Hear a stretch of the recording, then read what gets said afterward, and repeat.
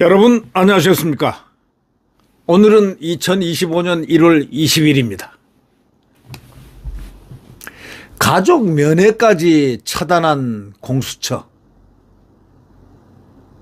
대통령에게 가족 면회도 못하게 합니다.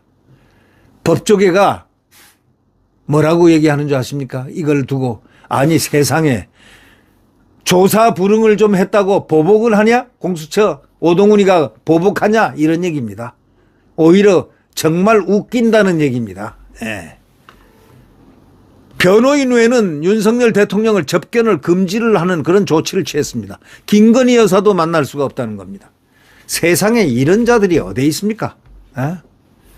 이게 고위공직자 범죄수사처 오동훈이가 하는 바로 지난 19일 할 수도 없는 내란죄를 다 자기가 맡아가지고 내란 우두머리 혐의로 서울구치소에 구속 수감된 윤석열 대통령에 대해서 증거인멸이 우려된다면서 변호인을 제외한 사람과의 접견을 금지하는 조치를 내렸습니다. 다 사람들은요, 저런 오동훈이라는 자들은 내일을 모릅니다. 오늘밖에 모릅니다. 왜냐하면 내일이 가혹하다는 것을 모르기 때문입니다.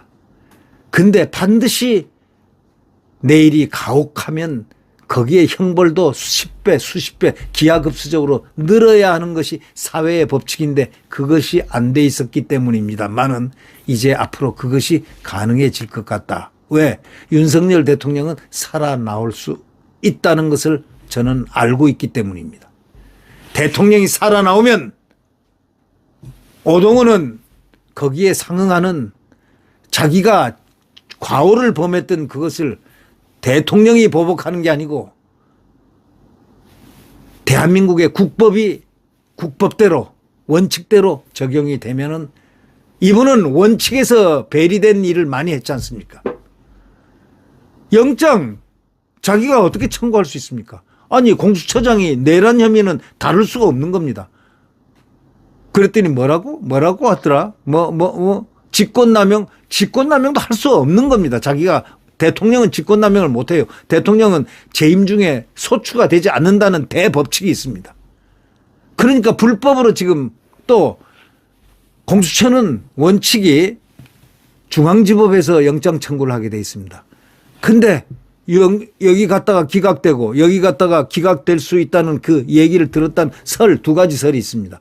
거기에 밀려서 갔는지 어땠는지 모르지만 저기 우리법 정계선 우리법 대법원장 우리법 회장 그다음 마은혁이 있는데 우리법 그다음에 이순영 판사 입법을 한 사람 이 사람도 우리법 회원이었습니다. 오동훈이도 우리법 회원이고 우리법의 행진들을 했습니다. 이것이 알려지자 바로 그 불똥이 헌법재판소 우리법 세 사람으로 튀었습니다.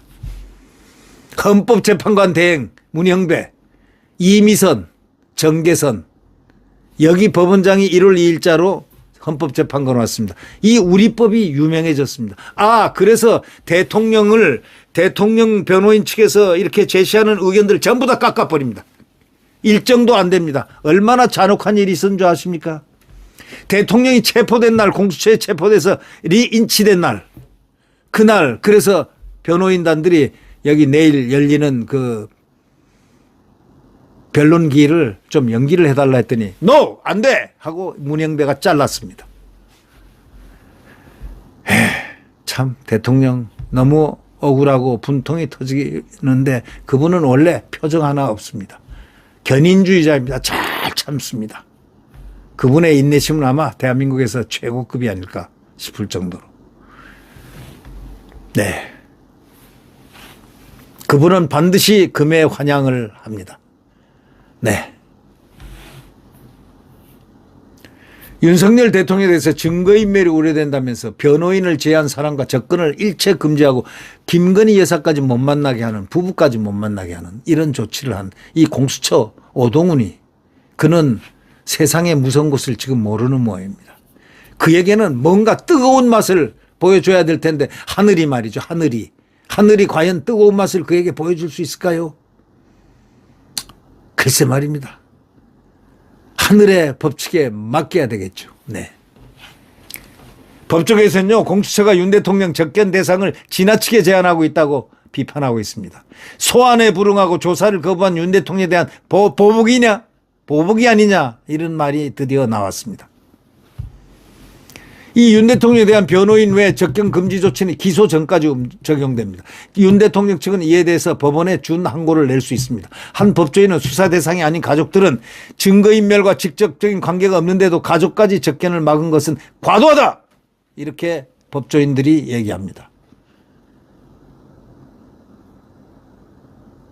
지금 오동훈이는 말이죠. 서울대학교 동문과를 나왔습니다. 동문과. 독일어 문학과를 나와서 공부를 잘해가지고 사법시험을 봐가지고,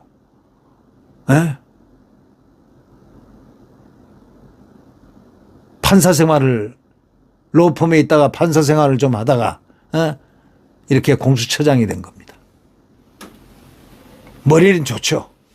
그 비상한 머리를 좀 인덕원이니까 좀 인덕 있게 좀 썼으면 얼마나 좋을까 한번 생각해 봅니다.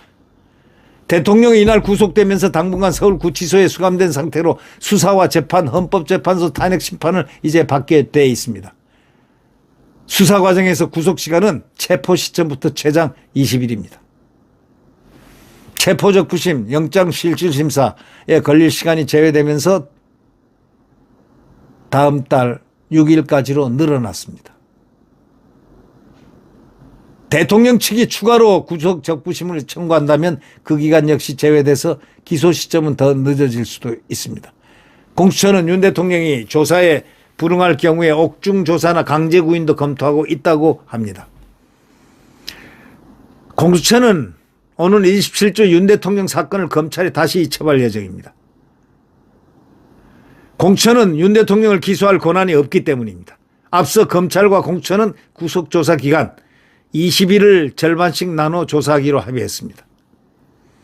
검찰이 이 사건을 넘겨받으면 이후에 열흘간 윤 대통령을 조사한 뒤 기소 여부를 결정해야 합니다. 검찰이